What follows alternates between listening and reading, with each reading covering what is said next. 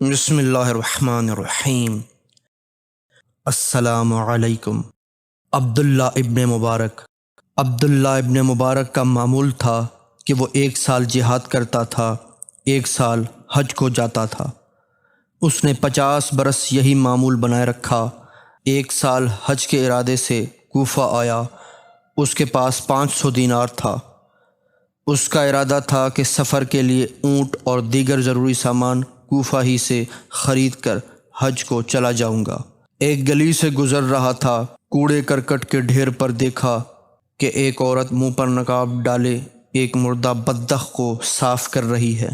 عبداللہ ابن مبارک نے آگے بڑھ کر کہا، اے کنیز خدا، کیا تو مسلمان نہیں ہے؟ عورت نے کہا، مسلمان ہوں۔ عبداللہ نے کہا، یہ بدبخت مردہ نہیں ہے؟ عورت نے کہا، بالکل مردار ہے۔ عبداللہ نے کہا، کیا تجھے معلوم نہیں ہے کہ اسلام میں مردار کھانا حرام ہے؟ عورت نے کہا، مجھے معلوم ہے۔ عبداللہ نے کہا، جب تجھے معلوم ہے تو پھر اسے صاف کس لیے کر رہی ہے؟ عورت نے کہا، شاید تجھے یہ مسئلہ معلوم نہیں ہے کہ مردار کھانا اس وقت حلال ہوتا ہے جب حلال نہ مل سکے۔ آپ کے لیے حرام ہوگی لیکن میرے لیے حلال ہے۔ عبداللہ نے کہا، بی بی تو کون ہے؟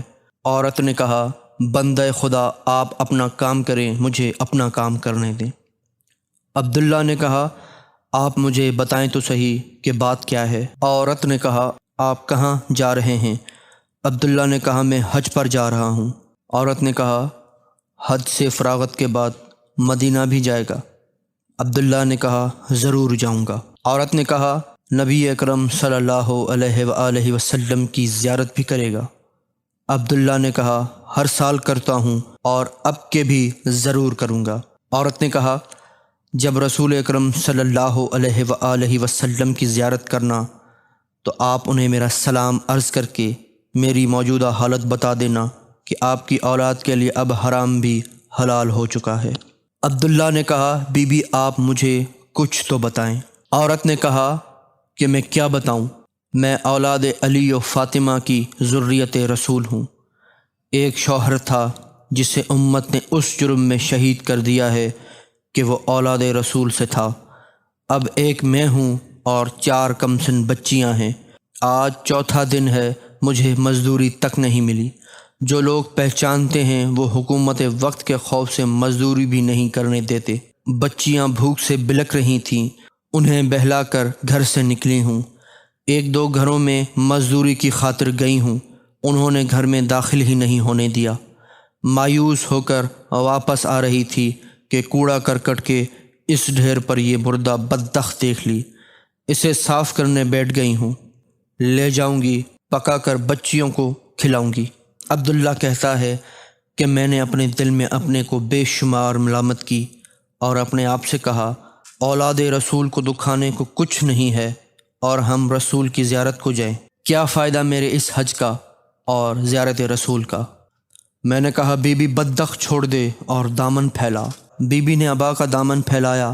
میرے پاس جتنی رقم تھی سب کی سب اس بی بی کے حوالے کر دی۔ اس نے نہ تو سر اوپر اٹھایا اور نہ دیناروں کی طرف دیکھا، چپ چاپ اٹھ کر چلی گئی۔ مجھے یہ دعا دی کہ تو نے آل رسول کو حرام کھانے سے بچا لیا ہے، اللہ تجھے جزائے خیر دے۔ میں نے حج پر جانے کا ارادہ ترک کر دیا، واپس اپنے گھر آ گیا۔ جب میرے پڑوسی اور دوست حج سے واپس آئے تو میں ان کی ملاقات کو گیا۔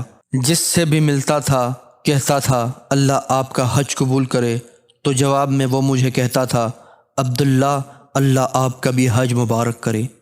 بڑا اچھا سفر گزرا ہے، فلاں جگہ وہ عجیب واقعہ پیش آیا تھا، یاد ہے نا آپ کو؟ میں یہ سن کر پریشان ہو گیا۔ دل میں سوچا، جب میں حج پر گیا نہیں تو یہ کیا کہتے ہیں؟ اسی پریشانی کے عالم میں رات کو سویا، رسول عالمین صلی اللہ علیہ وآلہ وسلم کی زیارت ہوئی۔ انہوں نے فرمایا، عبداللہ پریشان کیوں ہے؟ تو نے میری غریب بیٹی کی امداد کی ہے، میں نے اللہ سے دعا کی ہے، اللہ نے تیری شکل کا ایک فرشتہ پیدا کیا ہے جو قیامت تک ہر سال تیری طرف سے حج کرے گا۔ اب تو حج کو جا یا نہ جا، تیرے نامہ اعمال میں ہر سال حج کا ثواب لکھا جاتا رہے گا۔